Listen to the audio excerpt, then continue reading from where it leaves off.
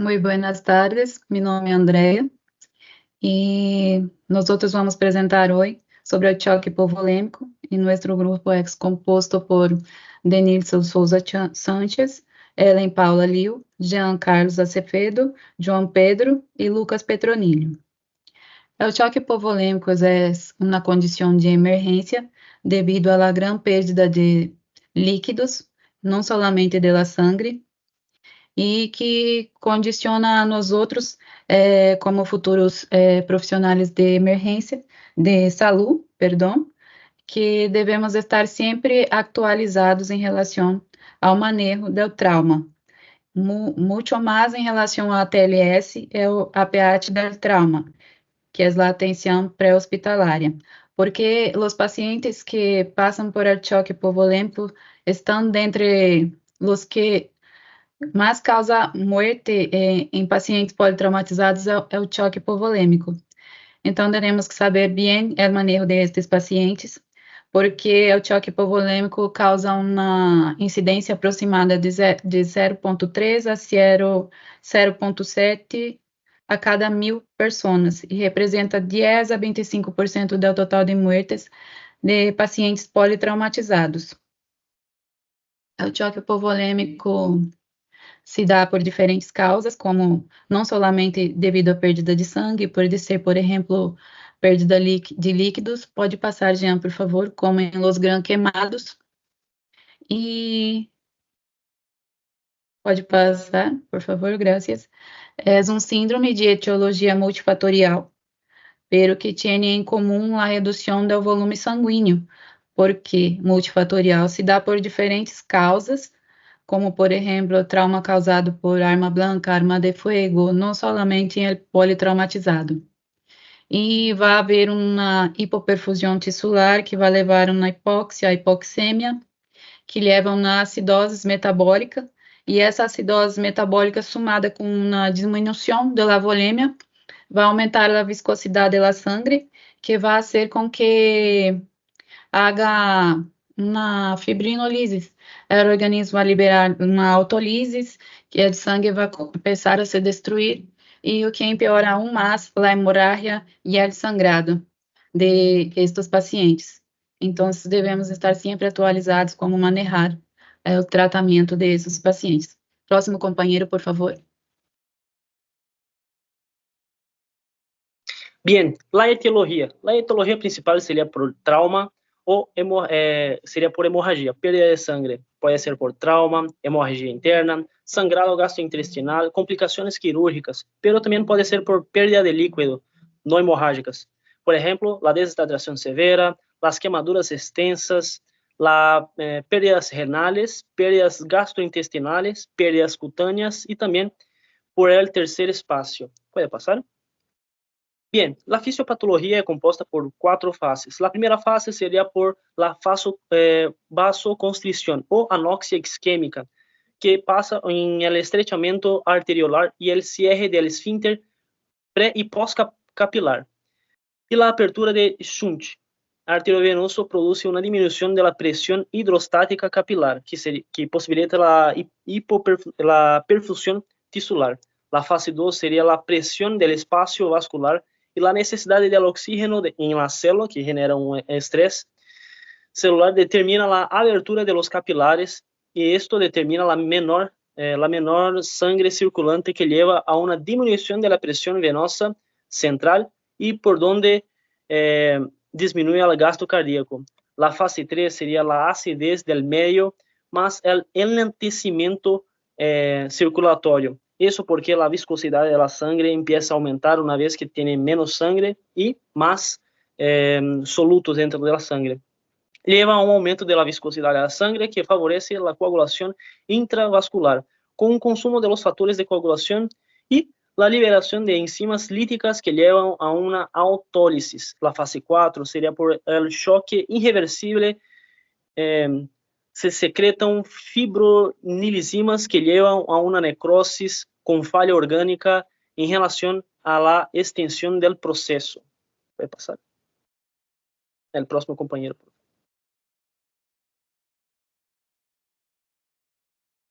Buenas tardes, vou falar sobre a fisiopatologia. La triada letal é por coagulopatia, hipotérmia e acidose, né? Que a perda de sangue leva a uma hipoperfusão e hipotérmia. Como todos sabem, o sangue é um termorregulador, né? A hipotérmia afeta a coagulação e pode agravar mais as coagulopatias. A acidose resultante da hipoperfusão, ela inibe ainda mais a coagulação e faz um deterioro de funções cardiovasculares.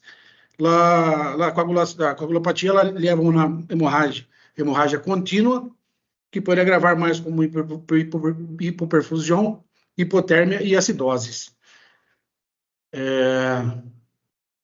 O manejo e o tratamento em politraumatizados a valoração primária e a ressuscitação, que é a primeira, né, dos 4 pilares, que é nada mais que o ABCD do trauma, pero agora acrescenta o X, né, que é para hemorragia, quando há caso de hemorragia externa, né, e a valoração secundária, que hace depois da primária, tomando os signos vitais, levando em conta para não ter algum problema neurológico, alguma coisa assim. E também a revolução, que é o terceiro pilar, tinha que ser contínuo, para sempre estar mirando se tem alguma coisa que deixamos passar ou não.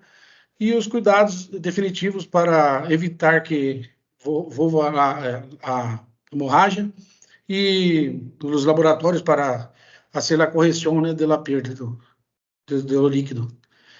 A valoração, como falei anterior, a valoração primária e a ressuscitação se basa entre o ABCD e do trauma, que onde no A é a abertura das vias aéreas e controle cervical. Sempre que tiver um paciente politraumatizado, tem que ser o controle cervical, hasta que prova o contrário. Ele tem uma lesão na coluna cervical. O B é a respiração, né? O C é circulação e controle de hemorragia. Aqui, principalmente, atentos às fraturas de pelve, que é mortal. D, valoração básica do estado neurológico, que é o Glasgow. E a exposição do paciente para podermos virarmos se há alguma outra, alguma coisa que deixamos passar na avaliação e poder controlar. E o controle de hipotérmia, como o paciente vai estar tirar a roupa do paciente, evitar, né, deixar exposto muito tempo para não ter uma hipotérmia.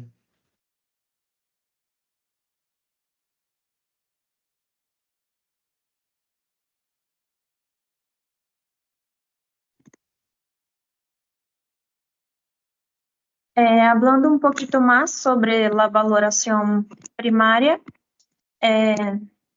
vamos estar hablando de A, que é a valoração da via aérea e o controle cervical, onde o objetivo é lograr a permeabilidade dessa via aérea do paciente e um ótimo controle cervical, o controle cervical mediante a colocação do colharim, para limitar os movimentos tanto de extensão, flexão ou laterais, para não agravar o quadro do paciente. Para comprovar se há uma boa respiração espontânea desse paciente, abrir a via aérea mediante uma manobra de tração da mandíbula. Em LB, vamos valorar a ventilação e respiração do paciente, que temos que examinar a expansibilidade torácica e a região cervical do paciente.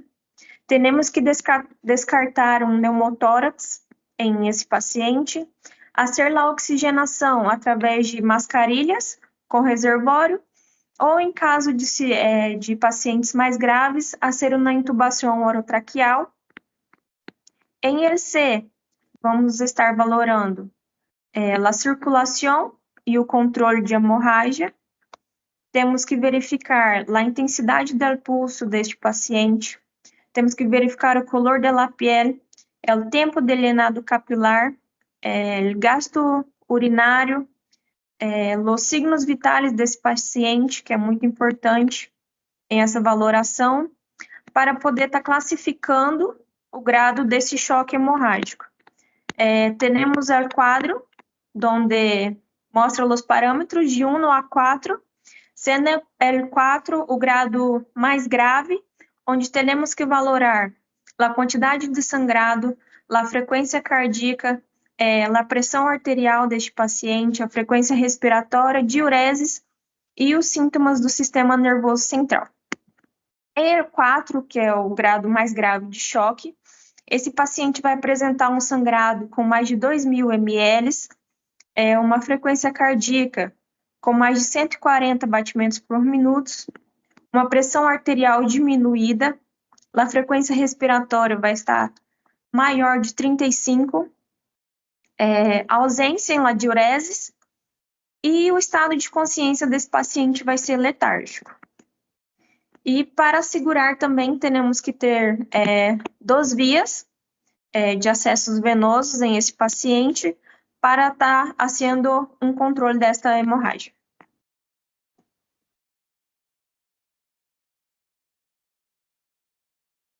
En la evaluación D, vamos a tener que una exploración neurológica, donde tenemos que hacer algo rápido y preciso, y ahí vamos a utilizar la escala de Glasgow, el que nos va a ayudar a identificar el nivel, el grado de traumatismo, si hay un traumatismo encefalocraniano, ¿no? Entonces, esta escala de Glasgow va a comprender de respuestas oculares, verbales y motores del paciente, donde si el mayor puntaje es de buen pronóstico, ya menor es grave la cosa. Entonces, en las respuestas oculares vamos a tener si hay una respuesta espontánea, donde recibe el número, un puntaje de 4, si hay respuesta por orden verbal, o no sé, la persona llama al paciente y ahí recién responde, o si no, al dolor, que tiene un puntaje de 2, y si no hay, tiene un puntaje de apenas 1. En la valoración verbal, vamos a tener si el paciente está orientado y puede charlar bien, recibe un puntaje máximo de 5, o también si está desorientado, pero hablando, recibe un puntaje de 4. Cuando el paciente habla en palabras inapropiadas o también como malas palabras, recibe un puntaje de 3. O son sonidos incomprendibles, que serían los susurros, recibe un puntaje de 2. Y si no responde, un puntaje de 1. Y a la valoración motora, obedece en orden, ¿no? Se pide para levantar la mano, el paciente levanta, recibe un puntaje máximo que serían 6. Y el paciente puede localizar el dolor, recibe un puntaje de 5. Si tiene una flexión normal, un puntaje de 4. Si tiene una flexión anormal, realmente una flexión así, recibe un puntaje de 3. Y si hay una extensión, hay un puntaje de 2. Y si no hay recibe 1.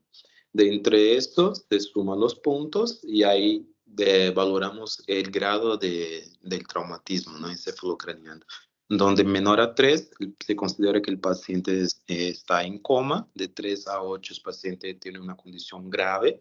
De 8 a 12 moderada y de 13 a 15 leve, o C15 no tiene ninguno, ¿no? De entre la evaluación neurológica también, ¿puede ver, por favor? Necesitamos ver la cuestión de las pupilas, donde analizamos 3 factores. Sería el tamaño, la simetría y la reacción a luz, ¿no?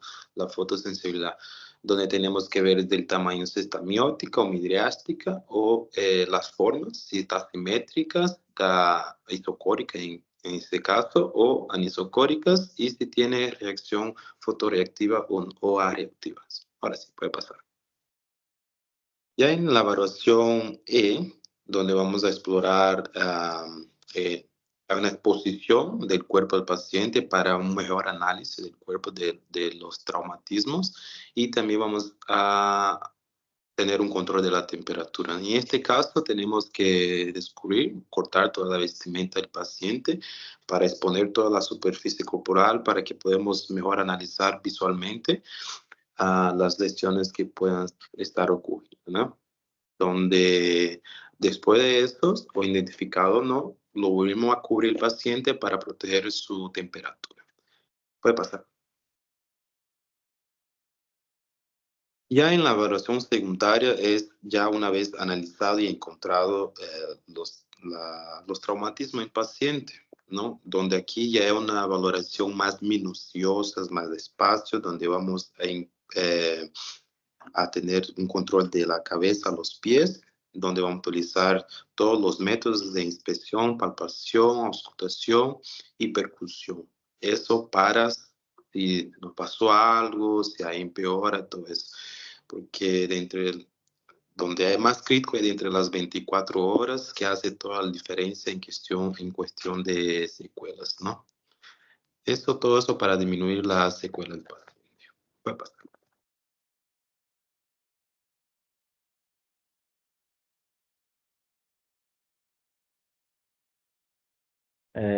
Para prevenir as complicações de choque hipovolêmico, há uma série de estratégias, sendo elas no meio ambiental, em meio de los trabalhadores, na saúde, e também nos profissionais médicos.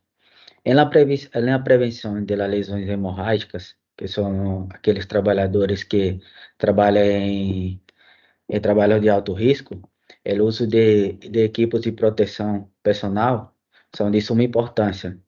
Os cascos, os protetores, os cinturões de segurança.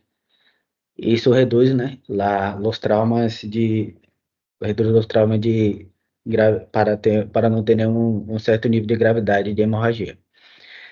Também isso assegura que onde o lugar e o trabalho, onde está, ocasiona que esses trabalhadores trabalhem com as ferramentas adequadas.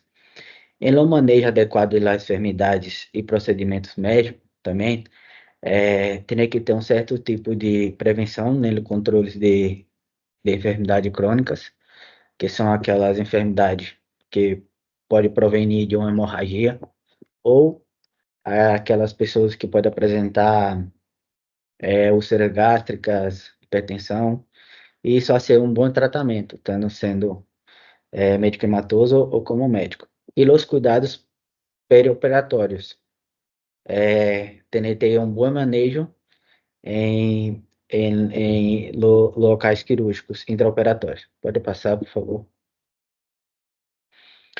Na prevenção de hidratação e nutrições adequadas, a nutrição adequada é de suma importância em aqueles pacientes, ninhos, ancianos, que estão com enfermidade grave, para reponer os líquidos adequados. Também é de suma importância os suplementos como os eletrolitos, para reponer como aqueles sales de hidratação, para que esse paciente não llegue a uma desidratação grave. E adequação e conscientização. Na comunidade, os programas de educação comunitários é de importância, né? Informar a comunidade, as causas, os sintomas que o choque pode ocasionar, e assim a comunidade deve ser uma boa hidratação. E a capacitação em primeiros auxílios, informar as pessoas a ser os primeiros socorros, assim, para evitar uma hemorragia e, consequentemente, um choque. Pode passar, por favor. E também as intervenções em situações de emergências. A ter um bom acesso rápido à atenção médica, né? Ligando em imediato a esse paciente e assim tratando as complicações. O uso de tecnologias de monitoreio é de suma importância, monitorar os signos vitais do paciente, monitorar os sintomas e também os líquidos do paciente, assim ele não vai ter nenhuma complicação e não ocasionando um choque. Pode passar. E isso seria tudo.